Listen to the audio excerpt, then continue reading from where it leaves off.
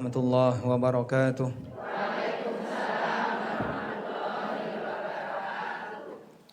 Alhamdulillah wassalatu wassalamu ala Rasulillah wa ala alihi wa sahbihi wa mawalah. Wa ashhadu an la ilaha illallah wahdahu la syarikalah wa ashhadu anna Muhammadan abduhu wa rasuluh sallallahu alaihi wa ala alihi wa sahbihi wa man tabi'al huda ila yaumil qiyamah. Alhamdulillah, puji syukur kita haturkan kehadirat Allah Subhanahu wa taala. Dengan rahmat dan kemudahan dari Allah, kita bisa belajar bersama dengan semangat untuk menuntut ilmu. Anda datang semangatnya untuk belajar atau untuk arisan? Belajar. Baik. Yang tadi belum bayar itu apa bayar? Rihlah. Baik. Datang untuk rihlah atau untuk belajar? Baik. Lupakan rihlah, yang penting kita belajar. Jadi nggak usah ikut aja ya.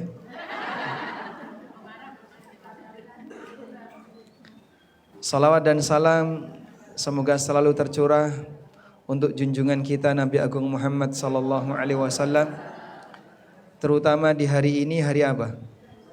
Hari Jumat.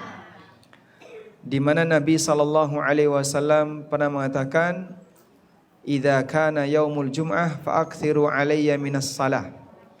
Apabila datang hari Jumat, perbanyaklah membaca salawat untukku. Sehingga di hari yang mulia ini, Bapak Ibu silahkan memperbanyak membaca dermimil Allahumma salli wa sallim ala nabiyyina Muhammad. Allahumma salli wa sallim ala nabiyyina Muhammad. Allahumma salli wa sallim ala nabiyyina Muhammad. Semakin banyak salawat yang Anda baca, nilai pahalanya semakin besar. Kata Nabi SAW, fa inna salatakum ma'rudatun alayya. Karena salawat kalian ditampakkan kepadaku. Jadi saat di hari Jumat Allah tunjukkan si A bersalawat untuk Nabi SAW, ditampakkan kepada Rasulullah SAW. Maka kalau Anda ingin menjadi orang yang sering ditampakkan kepada Nabi SAW, oh ibu ini dan seterusnya. Kalau ingin sering ditampakkan kepada Nabi SAW, perbanyaklah membaca salawat. Dermimil Allahumma salli wa sallim ala nabiyyina Muhammad. Hari Jumat itu disebut dengan Sayyidul Ayyam. Hari Jumat disebut dengan apa? Sayyidul Ayyam. Sayyid itu artinya pemimpin. Sayyidul Ayyam berarti pemimpin semua hari. Jumlah hari ada berapa? 7. Dari mulai Sabtu sampai Jumat ada 7 hari. Pemimpinnya adalah hari Jumat. Maksudnya adalah hari yang terbaik.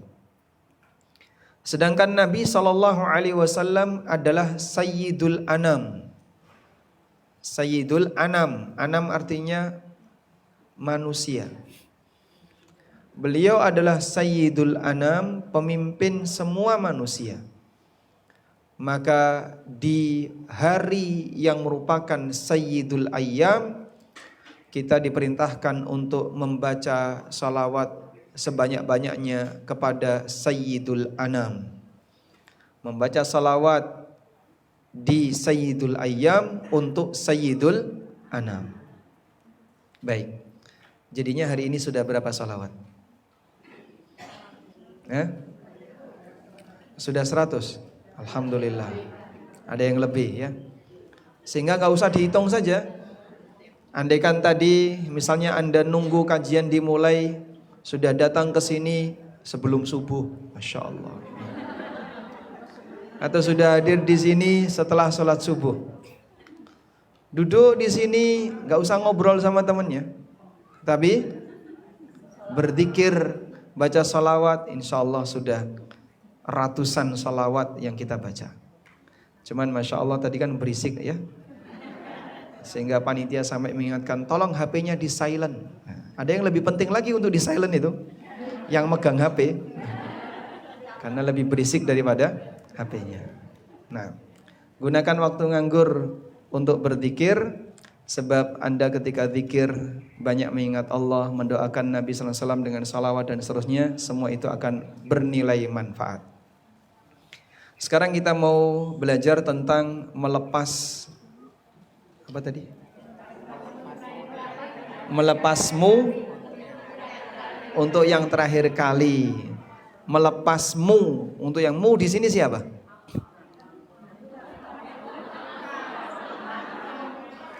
Melepasmu di sini mu siapa?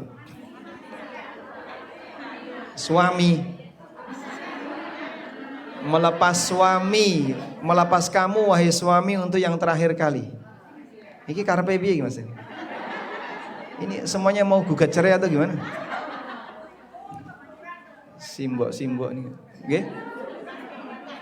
Keburukan atau kebaikan? Mu di sini siapa? Sebentar, kita tanya panitia. Mu di sini siapa? Suami anak. Nah, Arab urip dhewe napa pripun kok? Mu di sini suami atau anak? Suami. Maksudnya melepas suami untuk selamanya pripun?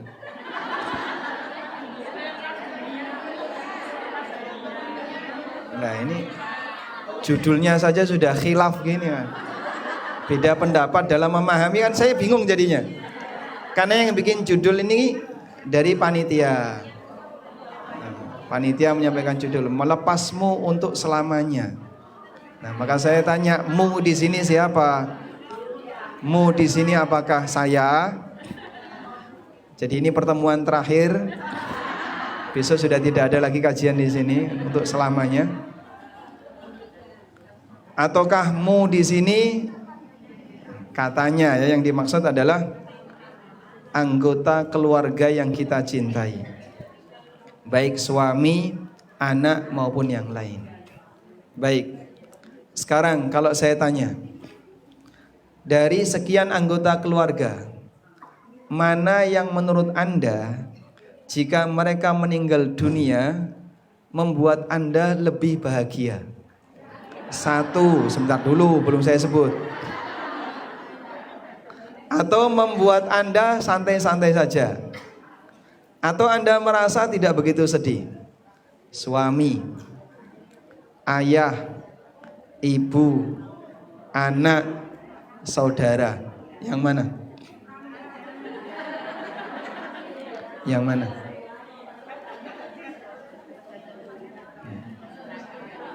Yosua pinten Ibu? Usia berapa? 68. Baik, 68. Kalau misalnya ibu kehilangan anggota keluarga di usia 68 tahun, siapa di antara anggota keluarga ini yang kalau Anda kehilangan orang ini Anda biasa saja? Suami, anak, atau orang tua?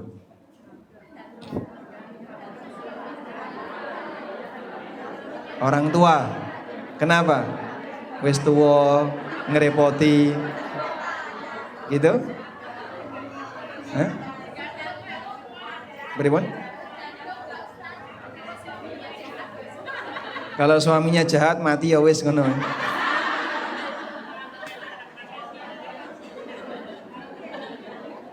Pilih mana? Yang mati suami atau anak? Hah? Dua-duanya? Oh, enggak, duanya enggak. Baik. Ada banyak sekali orang di sekitar kita yang kita cintai. Baik suami atau istri atau anak atau siapa lagi? Atau orang tua atau saudara dan seterusnya. Di sekitar kita ada banyak orang yang kita cintai. Dan kita tidak ingin berpisah dengan dia. Dalam arti kita tidak ingin mereka meninggal sebelum kita.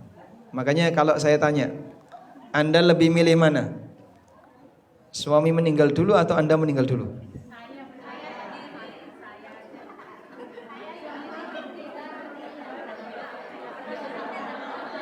Bareng-bareng kayak bunuh diri ya. Mana yang Anda pilih lebih ringan? Suami yang meninggal duluan atau Anda yang meninggal duluan? Suami ya? Kayak ndang mati kono ne. Arab golek meneh. Masyaallah. Nah,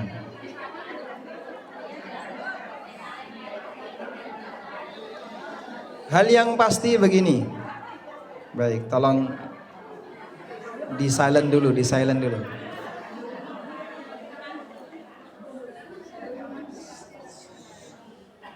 Hal yang pasti begini. Siapapun kita tidak akan mungkin bisa hidup selamanya dengan orang yang kita cintai. Betul ya? Maka Nabi SAW pernah dikasih peringatan oleh malaikat Jibril. Ya Muhammad, ahbib ma syi'ta fa innaka tufariqu. Hai Muhammad, kau boleh mencintai siapapun yang kau inginkan, tapi yang pasti kau akan pisah dengan dia. Sehingga siapapun manusia, dia tidak akan mungkin bisa hidup selamanya bersama dengan orang yang dia cintai. Anda sedang mencintai seorang anak, misalnya anak yang sudah dewasa, bahkan sudah bisa mencukupi kebutuhan orang tuanya. Orang tuanya senang banget sama anak ini. Tapi dengan takdir Allah, anak ini kapundut. Anak ini dipanggil oleh Allah Ta'ala untuk selamanya. Sehingga orang tuanya kehilangan pegangan nafkah yang selama ini diandalkan. Suaminya sudah meninggal, punya anak satu-satunya laki-laki, dan anak satu-satunya laki-laki ini sudah bekerja, sudah bisa memberikan penghasilan untuk dirinya dan orang tuanya. Dalam waktu sekian tahun diambil oleh Allah. Sedih nggak kira-kira? Sedih. Kenapa sedih? Kehilangan suami dan anak yang menjadi tempat kita bisa mendapatkan nafkah. Sebab mereka terkadang terlalu berpangku kepada sesama makhluk. Maka Allah Subhanahu wa taala ingatkan kepada Nabi kita sallallahu alaihi wasallam, ya Muhammad ahbib ma syi'ta fa innaka tufariqu. Wahai Muhammad, kau boleh cintai siapapun yang kau cintai, tapi ingat kau pasti akan berpisah dengannya. Ya Muhammad, i'mal ma syi'ta fa innaka majziyun anhu. Wahai Muhammad, kau boleh berbuat sesukamu, tapi yang pasti kau akan mendapatkan balasan dari perbuatanmu. Jadi kalau orang mau berbuat, mau elek, mau apik sakarepmu, tapi ingat dia akan mendapatkan balasan dari perbuatannya. Maka jangan dikira misalnya ucapan jelek di grup WA yang nyelekit kepada orang lain itu hanya bisa selesai ketika clear chat. Belum tentu kan? Karena masing-masing punya tanggung jawab terhadap amalnya. Baik. Karena itulah setiap hamba harus menyadari, saya siap untuk berpisah dengan orang yang saya cintai. Begitu? Baik. Anda sudah siap berpisah dengan orang yang Anda cintai? Kok durung? Nah iya, makanya siap nggak siap kan tetap harus siap. Karena pasti akan berpisah. Maka Anda, siapapun manusia harus siap untuk menghadapi realita bahwa dia akan berpisah dengan orang yang dia cintai. Belum siap ya Pak? Nah terus kapan siapnya? Tidak tahu. Apapun itu Anda harus siap. Sebagaimana kita harus siap untuk kehilangan apapun yang kita cintai.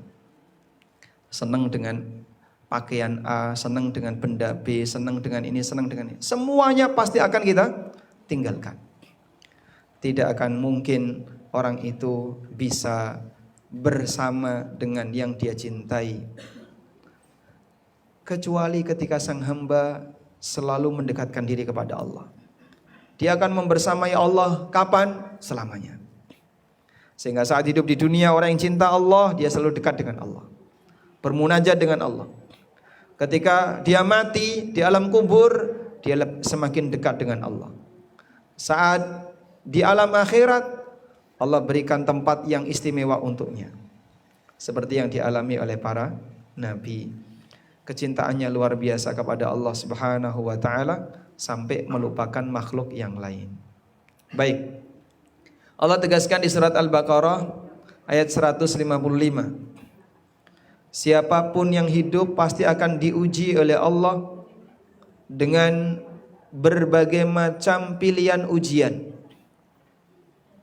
Allah berfirman, "Wala nabluwannakum bisyai'im minal khaufi wal ju'i wa naqsin minal amwali wal anfusi wath thamarat wa basyiris sabirin."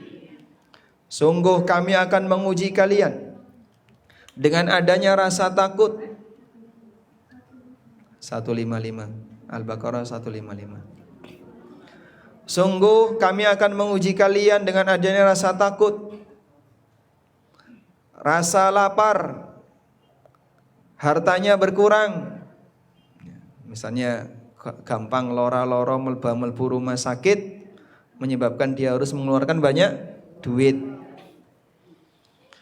Wal anfus, dan berkurangnya jiwa.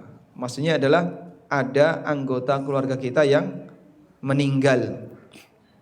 Wathamarat, demikian pula berkurangnya buah-buahan.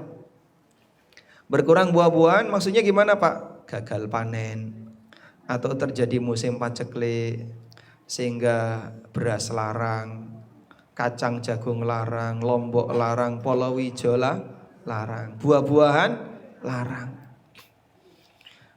Wa basyiris sabirin, tapi dari semua orang yang mendapatkan ujian itu ada orang yang sabar. Kabar gembira bagi orang yang sabar. Kabar gembira bagi orang yang sabar. Maksudnya gimana? Ujian ini berubah jadi pahala apabila orang menjalani ujian itu dengan sabar. Sehingga Allah menyatakan wa basyiris sabirin, kabar gembira bagi orang-orang yang sabar. Siapa itu orang yang sabar?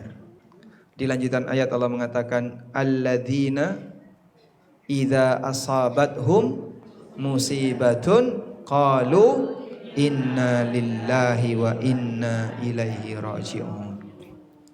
Yaitu mereka yang apabila terdapat musibah yang menimpanya, mereka mengatakan inna lillahi wa inna ilaihi raji'un.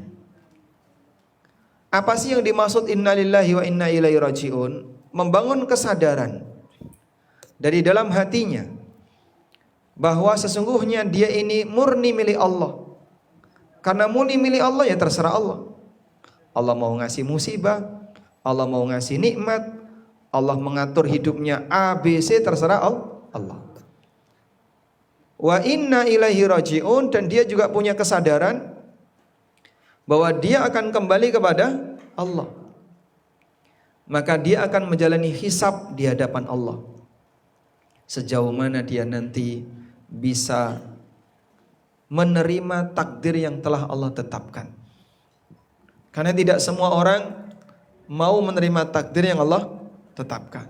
Sehingga saat dia kehilangan harta, saat dia kehilangan orang yang dia cintai, Masya Allah, dia emosi, loro ati, ora trimo, sampai nangis gulung-gulung. Ono sing sampai jambak-jambak rambut. Ada yang narik bajunya disobek-sobek. Bahkan ada yang gundul rambut. Dan itu kebiasaan masyarakat jahiliyah. Itu kebiasaan masyarakat jahiliyah. Baik. Nah, bagian ini menjadi peringatan keras bagi siapapun yang tidak bisa bersabar. Awas lo ya, kalau kamu raiso sabar, nanti Allah Ta'ala akan bertanya kepadamu, kenapa kau berikan ujian kepadamu, kau nggak mau terima? Allah akan bertanya seperti itu. Padahal ujian itu karena takdir siapa? Allah. Ujian ikut karena takdir Allah. Baik. Maka kewajiban bagi orang yang dapat musibah, dia harus bersabar. Apa definisi sabar? Sampean tulis. Sabar itu secara bahasa adalah nama buah. Ada buah namanya buah sabar. Itu buah di Arab ya. Buah sabar niku napa, Pak? Rasane pahit tapi iso dadi obat. Ya, mirip kayak brotowali. Pahit nggih? Rasane pahit tapi bisa jadi obat. Maka ketika orang itu capek, pegel-pegel, kemeng-kemeng, dia makan buah sabar, enak, tapi habis itu rasanya badannya seger, enak. Kayak orang ngemut kencur, batuk, pilek, gregesi, ngambil aja 1 siung kencur, dikunyah, udah. Dikunyah, sambil dikasih minum dikit-dikit. Rasanya apa? Mboh ra karuan. Getir ya. Pahit getir. Tapi nanti dampaknya baik. Sehingga rasanya pahit, dampaknya baik. Fasabru kasmihi. Sehingga para ulama mengatakan sabar itu seperti namanya. Murrun fi ta'miha. Pahit rasanya, tapi baik dampaknya. Rasanya pahit, tapi dampaknya baik. Sehingga sabar itu tidak selamanya. Sabar itu tidak selamanya. Hanya beberapa waktu, tapi setelah itu dia akan mendapatkan dampak yang berkepanjangan. Jenengan ngunjuk obat. Pahit mboten? Pahit. Apakah pahit sak lawase? Berapa menit rasanya pahit? Ada berapa menit? Tergantung ya. Nah, begitu ngunjuk obat nyangkut, orang melbu-melbu ya. Pahit. Tapi orang walaupun kena pahit mungkin cuman 3-4 detik loh itu. Itu cuma hitungan detik. Rasa pahit itu cuma dihitung. Sampean misalnya ngemut obat coba dihitung sampai 5. Ngemut obat dihitung 5. 1, 2, 3. Serah betah itu. Hitungan keempat mungkin sudah gak betah. Baru cuma 5 detik. Sebab nek raina itu rasanya suwe. Orang kalau mengalami raina rasanya suwe. Loro misalnya, watuk pilek. Sudah berapa lama? Mbah niki dokter kok nggih ra mari-mari to kula niki lho, dosane napa? Lali dosane nggih. Padahal dia baru sakit 3 hari. Baru sakit 4 hari itu rasanya sudah lama sekali, ketika wis lara setahun. Padahal baru sakit 3. Orang yang masuk ke rumah sakit, mungkin dia cuma masuk rumah sakit sepekan. Itu rasanya seperti berbulan-bulan. Rametu ndelok donya, ndelok jembare pasar. Dia hanya dalam waktu beberapa saat sakit, tapi rasanya lama sekali. Padahal saya mau tanya, jenengan lebih sering mana, sehat atau sakit? Sehat. Tapi waktu enak rasanya sebentar. Misalnya umroh di hotel, ya, kegiatannya apa? Mangan, turu, ibadah. Ngerti-ngerti mulai. Loh, jamaahnya komentar apa? Kok cepet? Lah bayarmu mong sakmono. Lah kon bayar pinten Pak Ustadz? Jenengan mau lama ya kita bisa perlama di hotel, tapi bayarnya mahal. Sehingga dia pengennya lama, karena isinya cuma turun ning hotel, nggih. Mangan enak, wis disediani ra tau masak. Terus ibadah, jalan-jalan, shopping, keliling-keliling dan seterusnya. Dimanjakan ketika datang ke kota suci untuk umroh. Rasanya enak, kabeh enak. Ning pesawat adem, ning hotel adem, ning masjid yo adem, rasanya enak. Walaupun cuaca kota suci misalnya panas, tapi dia bisa menikmati. Ketika dia menikmati, rasanya pripun? Kok cepet? Itu kalau jamaahnya sehat. Jamaah umroh sing loro, kapan mulai Pak Ustadz? Kapan? Pak, dongane sampean beda. Yang lain tuh berharap lama, kok sampean dongo cepet. Karena dia ingin segera pulang, dia sudah nggak kuat, sakit di tempat yang jauh dari rumahnya. Engko nek aku mati piye? Mati ya dikubur toh, Pak. Nah. Baik. Makanya hal penting yang perlu kita sadari bahwa siapapun pasti akan mendapatkan musibah. Tidak mungkin kita bisa menghindarinya. Yang lebih penting adalah bagaimana cara kita menyikapinya. Kalau nolak musibah mungkin enggak? Coba siapa yang bisa tolak balak, angkat tangan. Hah? Boleh pulang duluan. Hah? Apa yang bisa tolak balak? Tidak ada, semua sudah ditakdirkan oleh Allah. Sedekah bisa meringankan musibah.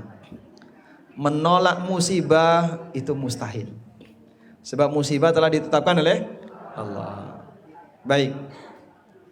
Selanjutnya, ketika dapat musibah, orang wajib sabar. Tadi kunci sabar adalah merasakan pahit sesaat untuk dia mendapatkan ujian, tapi nanti dampaknya baik.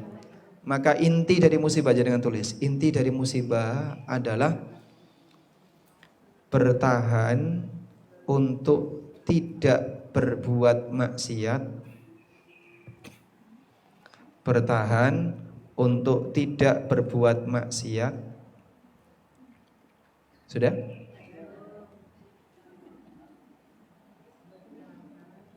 Bertahan untuk tidak berbuat maksiat atau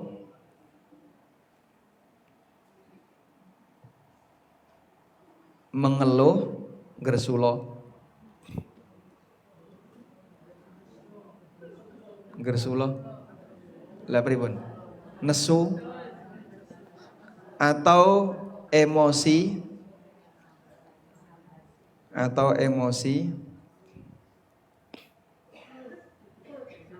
saat dapat musibah. Bertahan untuk tidak berbuat maksiat atau sambat atau emosi ketika dapat musibah. Jadi orang hebat pantang sambat. Masya Allah. Itu tulisan di belakang truk gitu.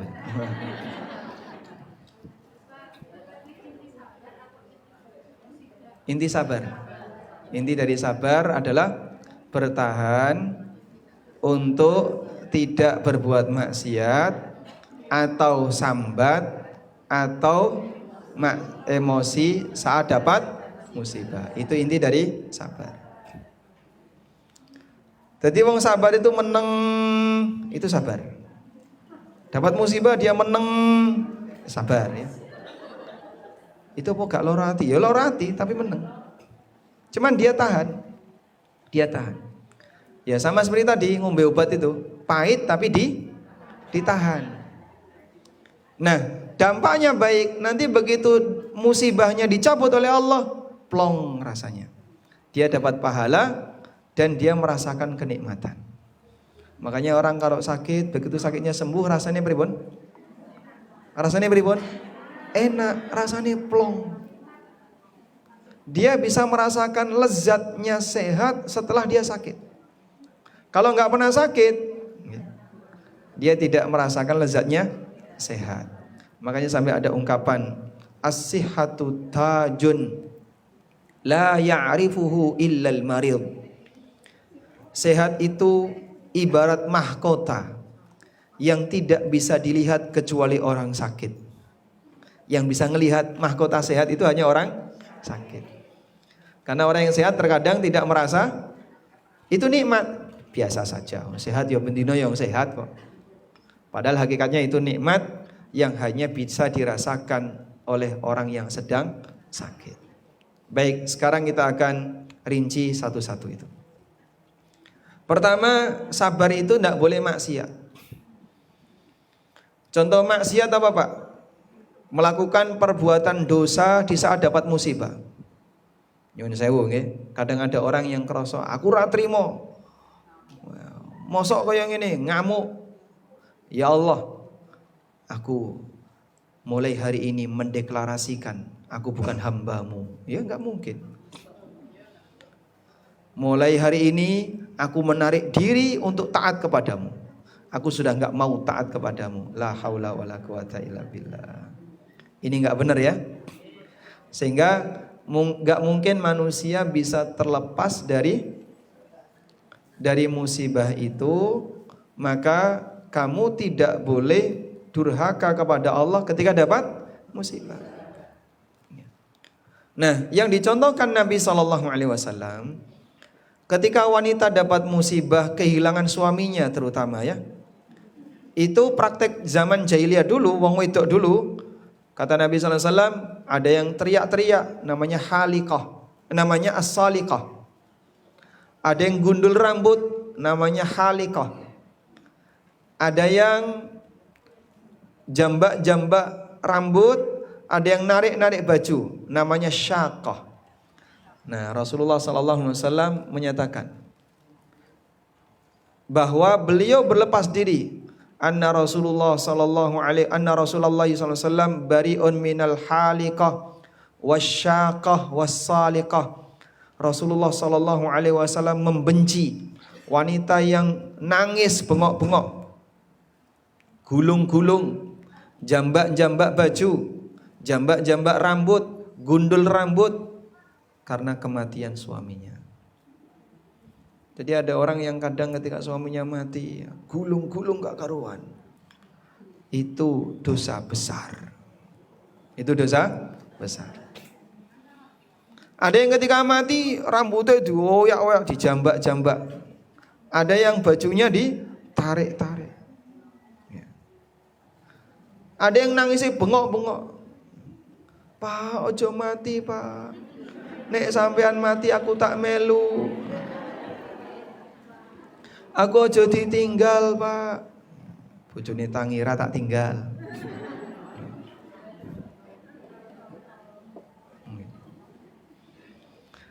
Seolah-olah menunjukkan kalau dia tidak terima kepada takdir Allah ketika suaminya meninggal. Makanya kalau mengalami seperti ini, tolong diwaspadai ya. Sehingga ketika Anda hidup punya suami yang cakep, nggih, gagah, baik hati, kaya, royal, punya status sosial, seneng ngejak bojone jalan-jalan, umroh dan haji, mati. Kira-kira rasanya pripun? Hah? Pripun rasanya? Alhamdulillah. Dia akan merasa sangat kehilangan. Kenapa? Suami yang selama ini sangat dicintai telah meninggalkannya lebih dulu ya.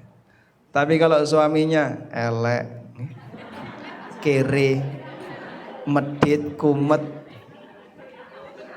kasar karo bojone, mati, alhamdulillah. Makanya pilih mana? Suami yang baik atau suami yang tidak baik? Hah? Engko nek mati gelo.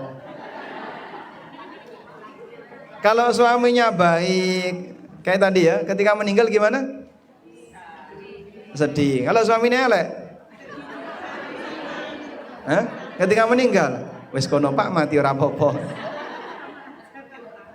Dia tidak merasa gelo, nggih? Berarti pilih mana? Baik. Wanita ini nggak kuat ketika suaminya meninggal sampai dia nangis-nangis, gulung-gulung nggak karuan. Padahal itu dosa besar. Coba sampean catat ya. Rasulullah sallallahu alaihi wasallam bersabda, "An-naihatu idza lam tatub qabla mautihi." Wanita yang meratap ketika kematian keluarganya. Wanita yang meratap ketika kematian keluarganya, jika dia tidak bertaubat, Meratap tuh kayak tadi ya, gulung-gulung, nampar-nampar pipi. Kadang sirai dijeduk-jeduknya tembok, kepalanya dibenturkan ke tembok. Wanita yang meratap karena kematian keluarganya, jika tidak bertaubat sebelum mati, maka Allah akan besok di hari kiamat, Allah akan menjadikan badannya itu penuh dengan kudis. Lalu dia dikasih pakaian dari sirbal. Apa itu? Timah panas. Ya. Sehingga dia dihukum oleh Allah Subhanahu wa taala dalam bentuk Allah Subhanahu wa taala akan memberikan pakaian. Di sini Nabi sallallahu alaihi wasallam mengatakan, "An-naihatu idza lam tatub qabla mautiha tuqamu yaumal qiyamah wa 'alaiha sirbalun min qatiran." Dia akan diberi pakaian berupa kudis di sekujur badannya, wa dir'un min jarab. Sirbal dari pakaian dari apa tadi? Timah panas dan kudis yang nempel di badannya. Jadi kulit sehat dikasih timah panas sakit. Kalau kulit kudisen dikasih timah panas tambah sakit. Itu kalau belum tobat sebelum mati. Tapi aku sedih Pak. Sedih enggak apa-apa. Cuman kalau emosi ratri mau kayak gini dosa. Boleh sedih tapi tidak boleh emosi.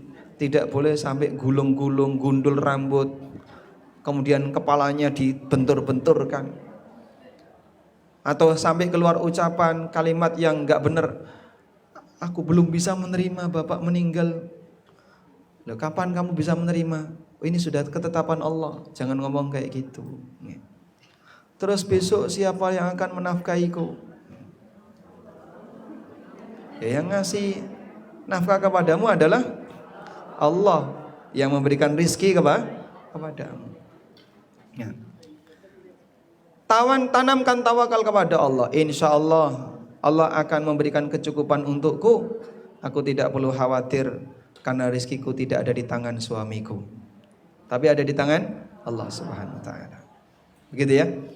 Sehingga ketika seorang hamba punya sifat tawakal, dia akan lebih tabah ketika menerima musibah. Jangan ngomong ngawur. Nyun sewu ya. Kalau ada orang yang sudah meninggal, ketika jenazah itu belum dimakamkan, Rasulullah sallallahu alaihi wasallam mengingatkan bahwa ucapan kalian diaminkan malaikat. Maka jangan ngomong ngawur. Sehingga istrinya ngomong ketika suaminya mati, "Pak, kalau bapak mati sudah tidak ada lagi yang bisa memberikan nafkah bagiku." Amin. "Kalau bapak mati nanti hidupku sengsara." Amin. Salah sinten niku? Nah dia ngomong kayak gitu. Nanti kalau bapak mati hidupku sengsara. Amin. Yang mengaminkan sinten? Nanti kalau bapak mati anak-anak terlantar semuanya. Amin. Bahaya ya. Nyun sewu, termasuk juga yang layat. Yang layat itu kadang juga komentar seperti itu. Wah, iki sing lanang mati, biasanya lanang mati ya keluarga ini hancur. Amin. Makanya jangan mengucapkan kalimat yang ngawur ketika sedang layat jenazah, ketika istrinya ditinggal mati oleh suaminya. Bawaan emosi kadang ngomongnya ngawur. Sehingga Anda kalau sedang menemani ibu-ibu yang nangis ditinggal mati suaminya, tolong tahan mulutnya. Nek ngomong ngawur langsung plak gitu. Iya, serius itu. Ini orang minta ditempeleng beneran ini. Karena bahaya dia ngomong kayak gitu. Tutup mulutnya, suruh dia istighfar, jangan ngomong ngawur. Karena ini untuk kelangsungan hidupmu dan anak-anakmu. Nggih. Oh, tapi Pak sedih itu kasihan Pak. Kasihan boleh kasihan, tapi tidak boleh berlebihan sehingga sampai ngomong ngawur. Alhamdulillah mukmin terarah. Kalau orang kafir sakarpe. Dan ini kebiasaan orang jahiliyah. Sampai pun mohon maaf, orang-orang kafir sampai sekarang masih melestarikan itu. Beberapa suku Tionghoa yang ketika ada yang mati itu kan sampai nyewa tukang nangis untuk memuji yang mati ini berlebihan, kemudian menganggap bahasanya hidup ini akan binasa kalau yang bersangkutan mati. Yaitu jangan ditiru. Maka wong muslim harus sadar dan dia harus lebih tabah. Ingat bahwa ucapan dia diaminkan oleh malaikat. Maka kalau ngomong yang baik. Ada seorang wanita namanya Ummu Salamah. Suaminya namanya Abu Salamah. Abu Salamah ini teman dekatnya Nabi sallallahu alaihi wasallam. Bahkan Abu Salamah ini saudara sepersusuannya Rasulullah sallallahu alaihi wasallam.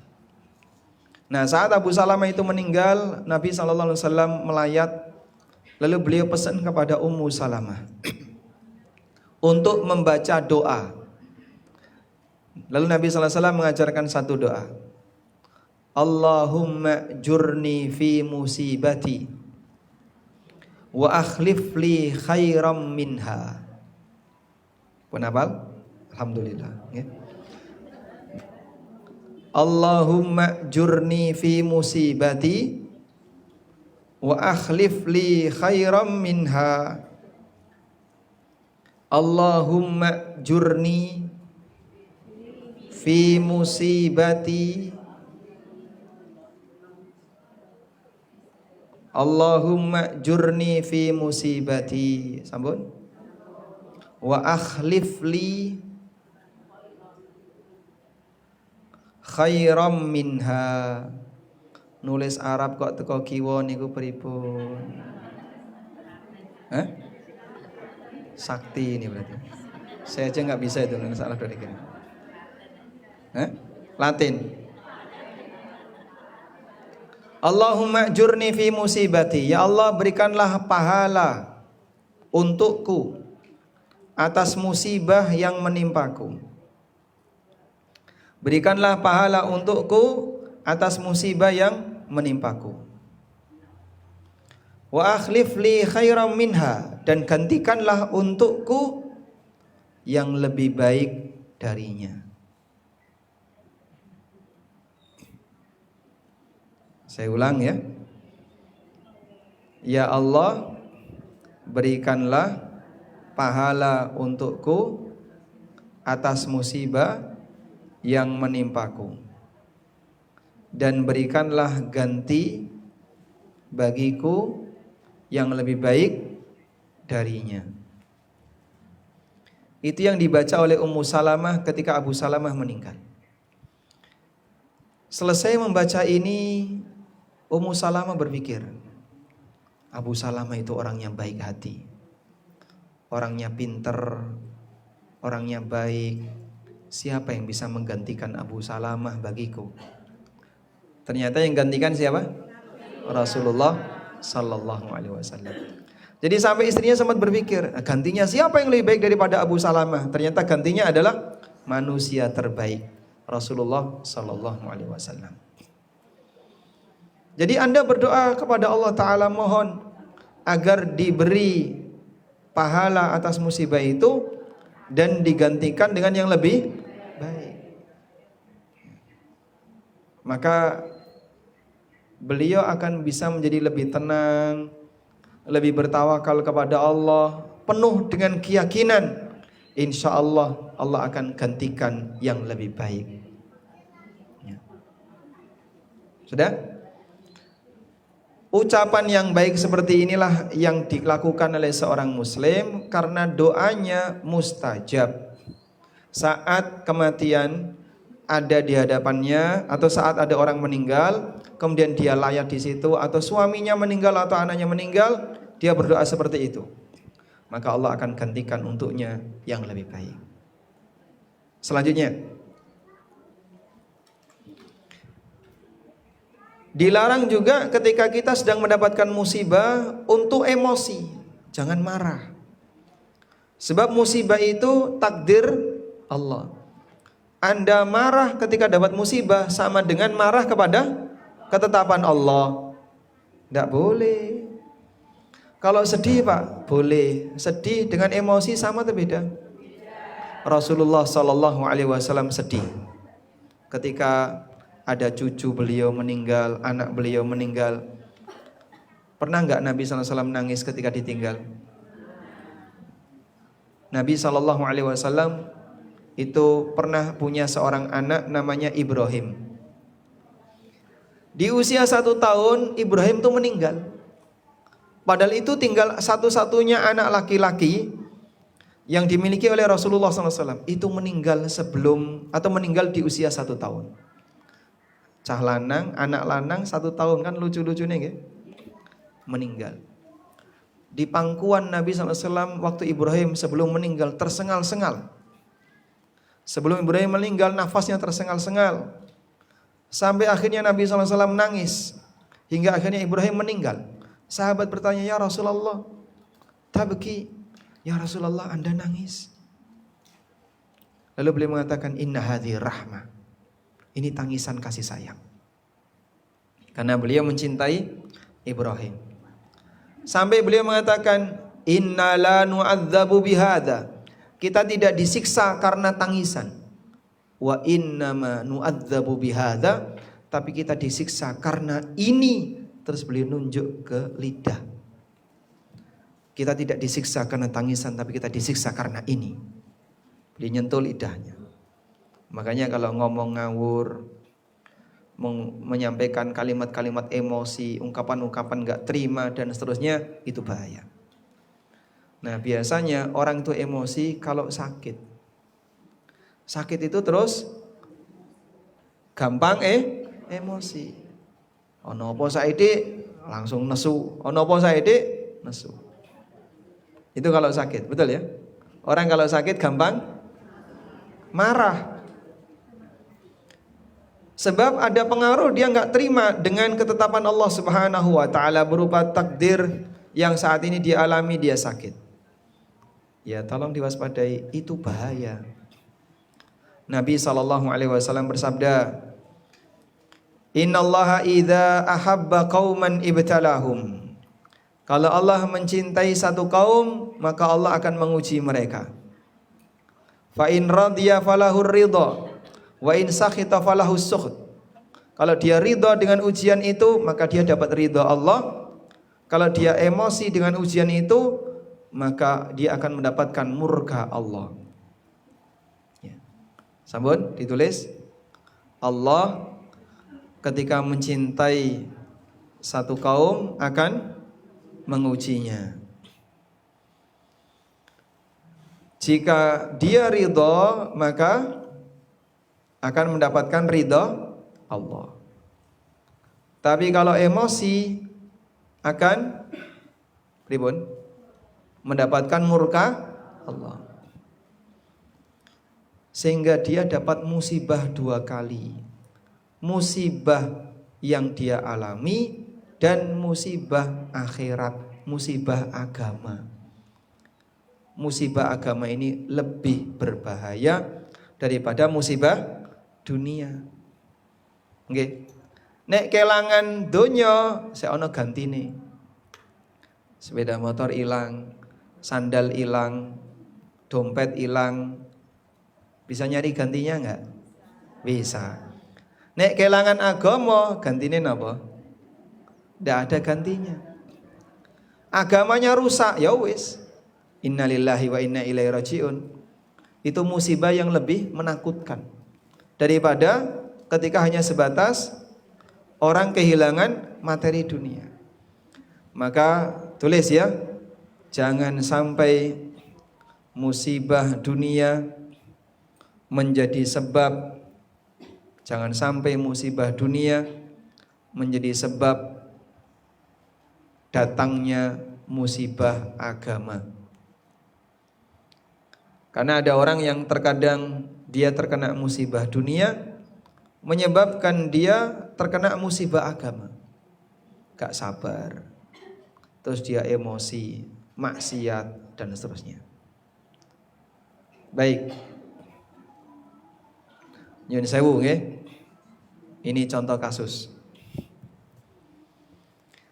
Ada keluarga. Suami istri 3 anak. Ketika suami ini masih hidup, keluarga ini semuanya baik. Istrinya soleha, bahkan hadir di pengajian, pakaiannya sopan, menutup aurat dengan rapi dan seterusnya. Bahkan jadi panitia kajian. Ya.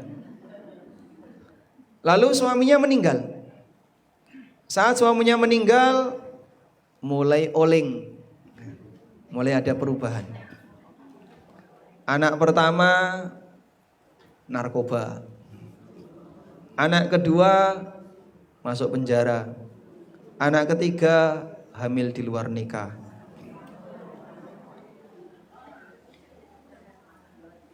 Istrinya hilang arah. Yang kemarin jilbaban besar sekarang dibuka.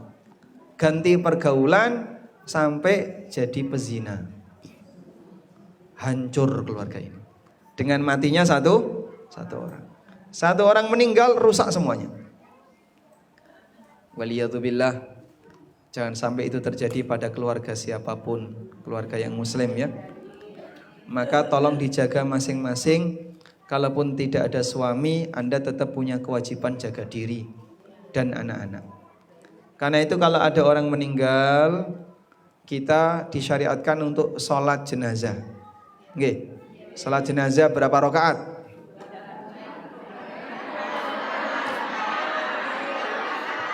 Ya. Nanti takoni berapa rakaat kok nggak ada rakaatnya? 4 rakaat. 4. Ini salah pertanyaan ya. Salat jenazah 4 takbir.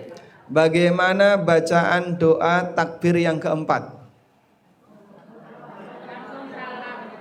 Salam. Takbir keempat.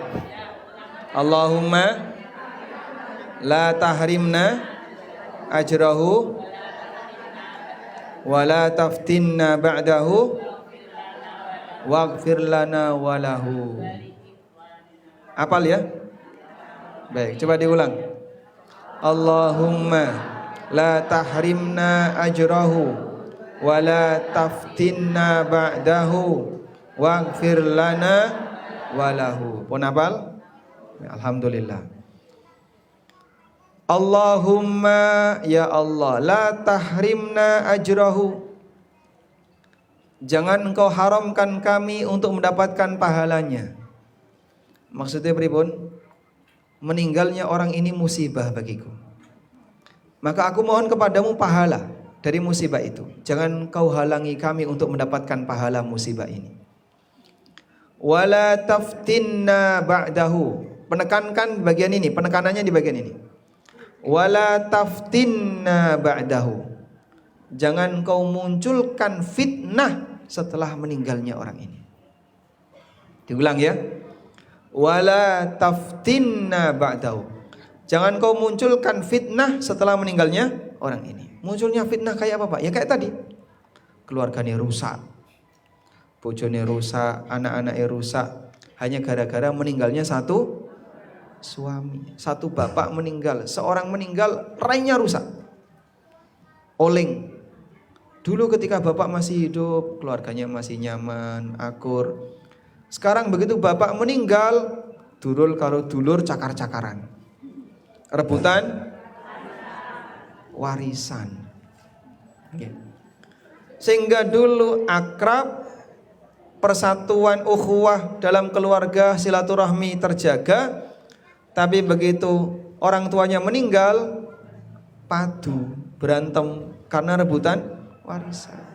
Lho kaya ngono nggih. Itu contoh keluarga rusak gara-gara meninggalnya satu orang. Maka kita berdoa kepada Allah. Wala taftinna ba'dahu. jangan kau timbulkan fitnah setelah beliau meninggal. Anda kalau doa ini yang serius ya. Ojo asal mong termimil tok, tapi penuh dengan perenungan. Mohon kepada Allah semoga tidak ada fitnah setelah orang ini meninggal. Waghfir lana walahu, ampunilah kami dan ampunilah beliau. Baik. Walhamdulillahirabbil alamin. Yang terakhir, agar kita tidak terlalu kehilangan orang yang kita cintai, maka kita harus membangun rasa cinta kepada zat yang kekal abadi. Membangun rasa cinta kepada zat yang kekal abadi. Mencintai zat yang kekal abadi, Allah Subhanahu wa taala. Ketika kecintaan Allah itu jauh lebih besar dibandingkan kecintaan kita kepada selain Allah, maka kalau kita kehilangan orang yang kita cintai, itu akan membuat kita lebih ringan. Karena yang paling kita cintai tidak pernah hilang. Karena yang paling kita cintai tidak pernah hilang. Nah, dulu waktu Nabi SAW masih hidup, para sahabat itu sangat mencintai Rasulullah SAW, melebihi semua manusia. Sehingga mereka kalau dikasih pilihan, kamu milih kehilangan siapa? Kehilangan suami atau kehilangan Nabi? Mereka milih, gak apa-apa kehilangan suami, yang penting tidak kehilangan Nabi. Luar biasa cintanya pada Nabi SAW. Saya kasih cerita ya. Sudah pernah dengar ceritanya belum? Oh, belum cerita ya? Baik. Jadi pada saat peristiwa perang Uhud, perang Uhud itu kan ada berita Nabi Muhammad SAW terbunuh. Dan banyak sekali orang-orang Ansor yang meninggal saat peristiwa perang Uhud. Maka setelah pasukan perang ini pulang, masuk kota Madinah, ada seorang wanita yang mendengar berita kalau Nabi SAW telah meninggal. Akhirnya dia keluar dari Madinah, berjaga di pintu gerbang Madinah untuk menantikan datangnya para pasukan. Setiap ada orang datang ditanya, gimana Rasulullah SAW? Orang ini memberi kabar, suamimu meninggal. Kaifa bi Rasulillah? Kalau Rasulullah SAW gimana kondisinya? Dia nggak ngasih jawaban. Orang kedua datang, bapakmu meninggal. Bapak meninggal? Kaifa bi Rasulillah? Kalau Rasulullah SAW gimana kabarnya? Jadi yang ditanya kabar siapa? Nabi SAW. Orang ketiga datang, kakak laki-lakimu meninggal. Kaifa bi Rasulillah? Kalau Rasulullah gimana kabarnya? Dalam waktu yang sama, wanita ini kehilangan 3 laki-laki. Suaminya, bapaknya, kakaknya. Dalam waktu yang sama. Coba itu kira-kira tekanan batinnya kayak apa? Yang 3 laki-laki ini adalah orang yang menjadi tulang punggung hidupnya. Sampai ada kabar Rasulullah SAW selamat. Beliau hanya terluka, beliau tidak meninggal. Wanita ini mengatakan satu kalimat, kullu musibatin ba'daka qalil. Semua musibah di hadapanku kecil sepanjang Anda masih hidup. Masya Allah. Maka kalau misalnya Anda sangat mencintai Allah, dekat dengan Allah, sering bermunajat kepada Allah, kehilangan siapapun yang kita cintai, semua musibah sepanjang aku masih bisa dekat dengan Allah, kecil di hadapanku. Siap insya Allah? Baik. Nah ini mulai dilatih. Kalau nggak pernah dilatih, tidak bisa datang seketika. Sehingga orang ketika ingin menjadi hamba yang betah, kok betah, tabah ketika dapat musibah, kuncinya apa?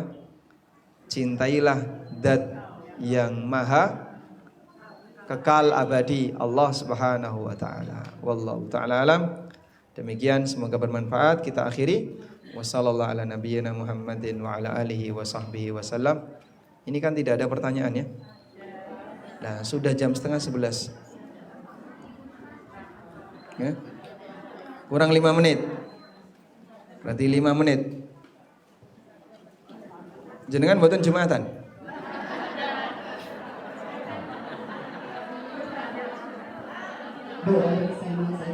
Eh? Baik, semoga apa yang kita pelajari ini bermanfaat dan kita mohon kepada Allah Subhanahu wa taala kebaikan bagi semuanya, bagi seluruh kaum muslimin. Semoga yang saat ini sedang mendapatkan musibah diberi kesabaran, diberi ketabahan, dan Allah limpahkan pahala yang banyak untuknya. Semoga yang saat ini sedang mendapatkan kebahagiaan, Allah berikan keberkahan untuk kebahagiaannya. Allahumma inna nas'aluka bi anna nashhadu annaka antallah la ilaha illa anta al-ahadu as-samadu alladhi lam yalid wa lam yulad wa lam yakul lahu kufuwan ahad. Rabbana ighfir lana wal ikhwanina alladhina sabaquna bil iman wa la taj'al fi qulubina ghillan lil ladzina amanu rabbana innaka raufur rahim. Allahumma inna nas'aluka al-huda wat tuqa wal afafa wal ghina. Allahumma inna nas'aluka fi'lal khairat wa tarkal munkarat wa hubbal masakin wa idza aradta bi'ibadika fitnah faqbidna ilaika ghaira maftunin. Rabbana hab lana min azwajina wa dhurriyyatina qurrata a'yun waj'alna lil muttaqina imama. Allahumma inna nas'alukal huda was sadad. Rabbana atina fid dunya hasanah wa fil akhirati hasanah wa qina adzaban nar. Wa sallallahu ala nabiyyina Muhammadin wa ala alihi wa sahbihi wa sallam. Wa akhiru da'wana anil hamdulillahi rabbil alamin. Wassalamu alaikum warahmatullahi wabarakatuh.